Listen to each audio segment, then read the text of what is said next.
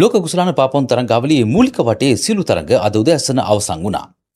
තරංගාවලියේ තුන්වන ස්ථානයේ දිනා ගනිමින් සුපිරි 32 දෙනාගේ වටේට සුදුසුකම් ලබා ගැනීමට බලාපොරොත්තු වෙන සිටි දකුණු කොරියාවට, ඉරානයට සහ ස්කොට්ලන්තයට තරංගාවලින් ඉවත් වන්නට අද උදෑසන සිදු වුණා. අපි සූදානම් මෙවර පාපොන්දු ලෝක කුසලානයේ මූලික වටේ අවසන් තරඟ කීපය වෙත දැන් අවධානය යොමු කරන්නට.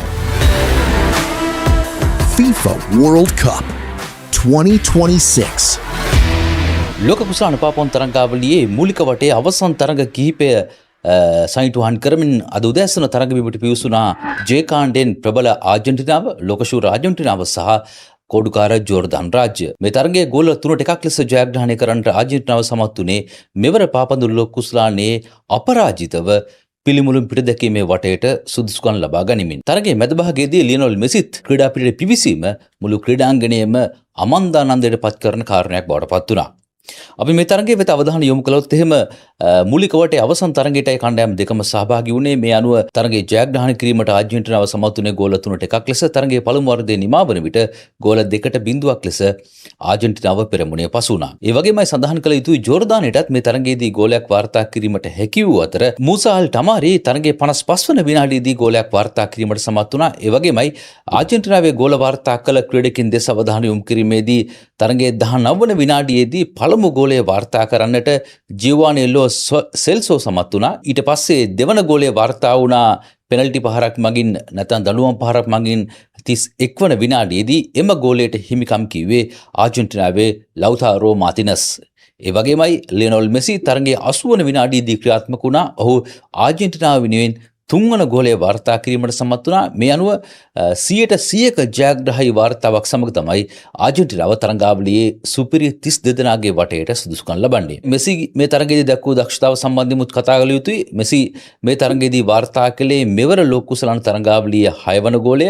ඒ අනුව මෙසි මේ වනට ගෝල 6ක් ලබාගෙන තරඟාවලියේ රන් සපත්තුවේ සම්මානය දිනා ගැනීමට මේ වන විට පෙරමුණේ පසු වෙනවා. ඒ වගේමයි ඔහු මේ වන විට ලෝක කුසලාන තරඟාවලිය තුලදී සමස්ත ගෝල 19ක් වාර්තා කර තිබෙනවා. ලෝක කුසලාන ඉතිහාසයේ පිටම තරඟ 7කදී ගෝල වාර්තා කළ ලෝක පළමු ක්‍රීඩකයා බවටයි ලියනොල් මෙසි පත් වී සිටින්නේ. ඒ වගේමයි අපි අවධානය යොමු කරමු ආජන්ටිනාවේ මීළඟ අභියෝගයේ වෙත. ආජන්ටිනාව සුපිරි 32 දෙනාගේ වටේදී තරඟ බිමට පිවිසීමට නියමිතව සිටින්නේ කෝඩුකාර කේප් වර්ඩ් කණ්ඩායම සමග.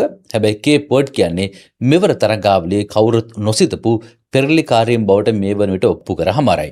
මේ නිසා ආජන්ටිනාවට කේප් වර්ඩ් කණ්ඩායම හමුවේ ලොකු අභියෝගයක් එල්ල වුණු ඇතැයි බොහෝ දෙනා බලාපොරොත්තු වෙමින් ඉන්නවා. අපි සූදානම් ඊයේ දවසේ එල් කාණ්ඩයෙන් ක්‍රියාත්මක වූ ක්‍රෝේෂියාව සහ ගානාව අතර තරගයේ වෙත අවධානය යොමු කරන්නට.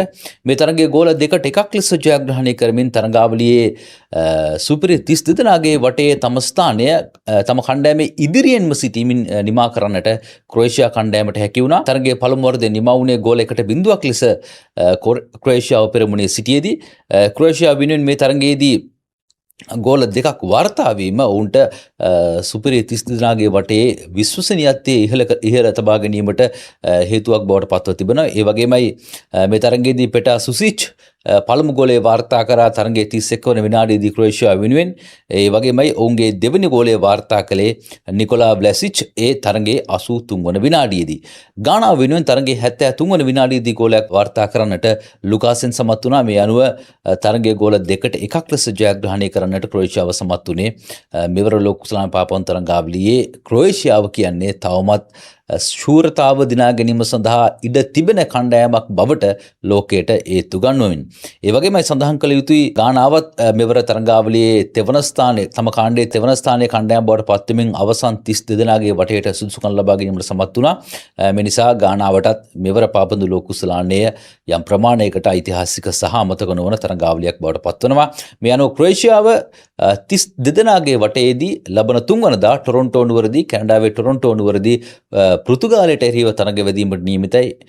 මේ තරගය ඇත්තරම මෙවර පාපොන්දු ලෝක කුසලානයේ උණුසුම්ම තරගයක් බවට පත් වුණා නියතයි. මොකද පෘතුගාලය කියන්නේ ප්‍රබලම කණ්ඩායමක් යුරෝපයේ. ඒ වගේම ක්‍රෝේෂියාව කියන්නේ යුරෝපයේ ප්‍රබලම කණ්ඩායමක්. ඊළාට ගානාව දෙස අවධානය යොමු කරද්දී ගානාව ලබන 4 වනදා කැන්සස් සිටිහිදී කේ කාණ්ඩයේ පෙරමුණගත් කොලොම්බියාව සමග අවසන් 32 දෙනාගේ වටේදී තරග වැදීමට නියමිතයි. මේ තරගයත් ඉතාම උණුසුම් තරගයක් වනවා නියතයි. මේ වන විට පාපන්දු ලෝක කුසලානය උදා වී තිබෙන්නේ ඉතාම උණුසුම් කාල පරිච්ඡේදය කියන එකත් මතක් කරන්නට ඕන. අද දවසේදී පැවති තවත් උණුසුම් තරගයක් වෙත අවධානය යොමු කරන්නට. ඒක තමයි එංගලන්තය සහ පැනමාව අතර තරගය. මේ තරගය පැවතුනේ එල් කාණ්ඩේ තරගයක් ලෙස. මේ තරගයේ ගෝල 2-0ක් ලෙස ජයග්‍රහණය කරමින් එංගලන්තය 32 දෙනාගේ වටේ තම ස්ථානය කාණ්ඩේ ඉහළින්ම සිටමින් තහවුරු කරගන්නට සමත් වුණා. නමුත් මේ තරගයේදී පැනමාව හමුවේ එංගලන්තයේ යම් ප්‍රමාණයකට මන්දගාමී සහ යම් අභියෝගකාරී තරග රටාවක් දියත් කරපු විත්තිය පේන්නට තිබුණා. පැනමාව කියන්නේ ඒ තරම් ප්‍රබල කණ්ඩායමක් නෙවෙයි. නමුත් ඔවුන් හමුවේ ගෝල වාර්තා කිරීමට එංගලන්තයේ යම් දැඩි උත්සාහයකට තිබෙන ආකාරය පේන්නට තිබුණා. ඒ වගේම ඔවුන්ගේ යම් තරගකාරීත්වයේ ගිලිහි ගොස් තිබෙන බවට එංගලන්ත මාධ්‍ය සහ ක්‍රීඩා ලෝලීන් චෝදනා කරන තැනට පත්ව තිබෙනවා. මේ නිසා සුපිරි 32 දෙනාගේ වටේදී එංගලන්තයට මේ ජයග්‍රහණ ලැබුවත් යම් ප්‍රමාණයකට අභියෝගයකට මුහුණ දෙන්නට සිද්ධ වෙනවා කියන කාරණය මේ වන විට මත පළ වෙමින් පවතිනවා. ඒ වගේමයි එංගලන්තය වෙනුවෙන් ජූඩ් බෙලින්ග්හම් පළවෙනි ගෝලය වාර්තා කළා තරගයේ 62 වන විනාඩියේදී. ඊට පස්සේ සුපිරි තරුව එංගලන්තයේ හැරි කේන් තරගයේ 67 වන විනාඩියේදී දෙවන ගෝලය වාර්තා කළා. එංගලන්තය වෙනුවෙන් මේ අනුව ගෝල 2-0ක් ලෙස එංගලන්තය මේ තරගයේ ජයග්‍රහණය කළා. නිව්යෝක් ජර්සි ක්‍රීඩාංගණයට මේ තරගය දැක බලා ගැනීමට 80663ක දැවැන්ත ප්‍රේක්ෂකින් පිරිසක් එක්ව සිටියා. ඒකත් එංගලන්ත කණ්ඩායමට යම් ප්‍රමාණයකට ධෛර්යය වැඩිවන්නට හේතුවක් වෙන්නට ඇති. මේ අනුව එංගලන්තය සුපිරි 32 දෙනාගේ වටේදී කොංගෝ රාජ්‍ය මුණ ගැසීමට නියමිතයි. මේ යම් ප්‍රමාණයකට එංගලන්තයට අභියෝගයක් බවට පත්වේවි. කොංගෝ රාජ්‍යයත් මූලික වටේදී ඉතාමත් හොඳ තරඟ රටාවක් මේ වන විට දියත් කර තිබෙනවා. ඒ වගේමයි මේ තරගයේදී ලෝක ශ්‍රේණිගත කිරීමෙහි 42 වන ස්ථානයේ පසුවන පැනමාව ඔවුන් මේ වන විට තරඟාවලින් ඉවතට විසි වී සිටියේ. එංගලන්ත කණ්ඩායමේ අවිනිශ්චිත ආරක්ෂක වළල්ලට දැඩි පීඩනයක් එල්ල කරමින් තිබූ විත්තිය අපිට මේ තරගයේදී පේනට තිබුණා පැනමාව විසින්. විශේෂයෙන්ම පැනමාව එංගලන්තයට දැඩි පීඩනයක් එල්ල කරමින් ප්‍රහාර 13ක් එල්ල කිරීමට සමත් වුණා ගෝල් පෝස්ට් එක ආසන්නයේ සිටමින්. මේ නිසා එංගලන්ත කණ්ඩායමට සුපිරි 32 දාගේ වටේදී මීට වඩා කල්පනාකාරී සහ දැඩි තරග රටාවක් දියත් කිරීමට සිදුවනවා තරගාවලියේ ඉදිරියට ගමන් කිරීමට නම්. ඊළඟ තරගයේ පැවතුන අතරම මූලික වටේ ඉතාමත්ම උණුසුම් තරගයේ ලෙස මේ තරගය හඳුන්වා දෙන්නට පුළුවන්. අතරම පෘතුගාලය සහ කොලොම්බියාව කේ කාණ්ඩෙන් තරග බිමට පිවිසුනා ඊයේ දවසේදී. මේ තරගය පැවතුනේ මයාමිහිදී. තරගය ගෝල 0-0ක් ලෙස ජය පරාජයෙන් තොරව නිමා වුණා. කොලොම්බියාව මේ අනුව කේ කාණ්ඩයේ ප්‍රථම ස්ථානය ලබා ගනිමින් පෘතුගාලයේ කේ කාණ්ඩයේ දෙවන ස්ථානයට ඇද දමන්නට සමත් වුණා. හැබැයි කණ්ඩායම් දෙකම මේ වන විට සුපිරි 32 දෙනාගේ වටේට සුදුසුකම් ලබාගෙන තිබෙනවා. සඳහන් කරන්න ඕන අවස්ථා කිහිපයකදීම ගෝල වාර්තා කිරීමේ අවස්ථාවන් ළඟටම ආවත් කණ්ඩායම් දෙකටම ඒවා සාර්ථක කර ගැනීමට හැකි වුණේ නැහැ. විශේෂයෙන්ම මේ තරගයේදීත් පෘතුගාලයේ සුපිරි ක්‍රීඩක ක්‍රිස්ටියානෝ රොනාල්ඩෝගේ ටිකක් මන්දගාමී තරග රටාව පේන්නට තිබුණා. ඔහු ටිකක් සංසුන්ව තරග කරන ආකාරය තමයි පේන්නට තිබුණේ. මොකද 32 දෙනාගේ වටේදී උපරිම සටනක් ලබා දීමට එහෙම කළාද නැත්නම් රොනාල්ඩෝ හරියටම තමන්ගේ ෆෝම් එකේ නැද්ද කියන කාරණය සම්බන්ධයෙන් මුළු ලෝකයේම ක්‍රීඩා ලෝලින්ගේ කතා බහට ලක් වී තිබෙනවා. ඒ වගේමයි මූලික වටේ තරගයකදී පෘතුගාලය ඔවුන්ගේ ජයග්‍රහණ වාර්තා කිරීමට නොහැකි වීම, උස්බෙකිස්තානයට පමණක් ජයග්‍රහණ වාර්තා කිරීම, පළමු තරගයේදී කොංගෝ රාජ්‍ය හමුවේ පෘතුගාලයට තරගයේ ජයග්‍රහණය කිරීමට නොහැකි වීම, එම තරගයේ කොංගෝව සමග තරගයේ ජය පරාජයෙන් තොරව නිමා වීම පෘතුගාලයට මෙවර තරගාවලියේ විශ්වසනීයත්වය අඩුවීමට යම් හේතුවක් වී තිබෙන විත්තියත් මතක් කරන්නට ඕන. ඒ වගේමයි කේ කාණ්ඩයේ ශූරයන් ලෙස මීළඟ වටේට යන කොලොම්බියාවේ මීළඟ අභියෝගය ගැන සඳහන් කරන්නට ඕන. මීළඟ අභියෝගය ජූලි 4 වෙනිදා කැන්සස් සිටිහිදී ගානාව සමග සුපිරි 32 දෙනාගේ වටේදී කොලොම්බියාව තරඟ බිමට පිවිසීමට නියමිතව තිබෙනවා. ඒ වගේමයි ප්‍රබල පෘතුගාලය ක්‍රොයේෂියාවට එරෙහිව ජූලි 3 වෙනිදා තරග බිමට පිවිසීමට නියමිතයි. අපි කලිමුත් කිව්වා මේ තරගය අනිවාර්යයෙන්ම උණුසුම් තරගයක් බවට පත් වෙනවා. අපි ඊළඟට අවධානය යොමු කරමු කේ කාණ්ඩයේ අනෙක් තරගය කොංගෝ රාජ්‍ය සහ උස්බෙකිස්තානය අතර තරගය. මේ තරගයේ ගෝල 3ට 1ක් ලෙස පහසුවෙන් ජයග්‍රහණය කරන්නට කොංගෝ රාජ්‍ය සමත් වුණා කෝඩුකාර උස්බෙකිස්තානය හමුවේ. අතරම කොංගෝ කණ්ඩායමට තමන්ගේ පාපන්දු ඉතිහාසයේ ප්‍රථම වතාවට තමයි පිළිමුලින් පිටදැකීමේ වටේට සුදුසුකම් ලබන්නේ. එම සුදුසුකම් ලැබීම ජයග්‍රහණයකින් සයිටුහන් කිරීමට ලැබීම ඇතරම කොංගෝ ක්‍රීඩා ලෝලින්ට සහ කොංගෝ වැසියන්ට ඓතිහාසික කාරණයක් බවට පත් වෙනවා නියතයි. ඒ වගේමයි මේ තරගයේදී යුවන් වීසා කොංගෝ රාජ්‍ය වෙනුවෙන් ගෝල ද්විත්වයක් වාර්තා කිරීමට සමත් වුණා. එම ගෝල ද්විත්වයේ වාර්තා වුණේ තරගයේ 68 වන විනාඩියේදී සහ තරගේ 91 වන විනාඩියේදී 68 වන විනාඩියේදී කොංගෝ රාජ්‍ය ගෝල වාර්තා කිරීම ආරම්භ කළේ දනුවම් පහරක් සාර්ථක කර ගනිමින්. හැබැයි උස්බෙකිස්තානයේ තරගය ආරම්භ වෙලා විනාඩි 10ක් ඇද්දී පළමු ගෝලය වාර්තා කිරීමට සමත් වුණා. ඒක යම් ප්‍රමාණයක පීඩනයක් බවට පත් වුණා කොංගෝ රාජ්‍යයට. හැබැයි අවසානයේදී කොංගෝ තමන්ගේ හැකියාව සහිතුවන් කරමින් මයාලේ විසින් 78 වන විනාඩියේදී ගෝලයක් වාර්තා කිරීමත් එක්ක 3-1 ලෙස මේ තරගයේ ජයග්‍රහණය කිරීමට සමත් වුණා. මේ අනුව කොංගෝ රාජ්‍යයට මෙවර තරගාවලිය අමතක නොවන තරගාවලියක් බවට පත්ව තිබෙනවා. මේ අනුව ඔවුන් අවසන් 32 දෙනාගේ වටයේදී ලබන බදාදා ඇට්ලන්ටාහිදී එංගලන්තය හමු වීමට නියමිතයි. මේ නිසා කොංගෝ රාජ්‍යයටත් සුපිරි 32 දෙනාගේ වටයේදී ලැබෙන්නේ ඉතාම ප්‍රබල අභියෝගයක්. ඊයේ පැවති තවත් තරගයක් වෙත අවධානය යොමු කරොත් එහෙම ඕස්ට්‍රියාව සහ ඇල්ජීරියාව අතර තරගය මේ තරගයේ කණ්ඩායම් දෙකටම අතිශය වැදගත් තරගයක් බවට පත්ව තිබුණා. තරගය ඉතාම උද්වේගකර සහ උණුසුම් තරගයක් බවට පත් වුණා. ඒකට හේතුව බවට පත් වුණේ විටින් විට කණ්ඩායම් දෙකටම තරගයේ ජයග්‍රහණය දෝලණය වෙමින් තිබීම. හැබැයි අවසානයේදී තරගයේ නිමවන්නට විනාඩියක් දෙකක් තිබෙදී 96 වන විනාඩියේදී ඕස්ට්‍රියාව ගෝලයක් වාර්තා කරමින් තරගයේ ජය පරාජයෙන් තොරව නිමා කර ගනිමින් 32 දෙනාගේ වටේ තම කණ්ඩායමේ නමත් තහවුරු කරගන්නට ඊ දවසේදී සමත් වුණා. තරගයේ 28 වන විනාඩියේදී ඕස්ට්‍රියාව ගෝලයක් වාර්තා කරමින් පෙරමුණේ පසු වුණා. අතරම තරගයේ 45 වන විනාඩියේදී තමයි ඇල්ජීරියාවට පළවෙනි ගෝලය වාර්තා කිරීමට සමත් වුණේ. බෙල්ගහලි 45 වන විනාඩියේදී ඔවුන් පළමු ගෝලය වාර්තා කරා. ඊට පස්සේ රියත් මහරැස් ගෝල දෙකක් වාර්තා කිරීමට සමත් වුණා ඇල්ජීරියාව වෙනුවෙන් ඒ 60 වන විනාඩියේදී සහ 93 වන විනාඩියේදී. ඒ වගේමයි ඕස්ට්‍රියාව වෙත අවධානය යොමු කරද්දී ඔවුන්ගෙන් ගෝල 3 වාර්තා වුණේ ක්‍රීඩකින් 3 දෙනෙක්ගෙන්. ඒ අතර මාකෝ අර්නටොවිච් පළමු ගෝලය වාර්තා කළා 28 වන විනාඩියේදී.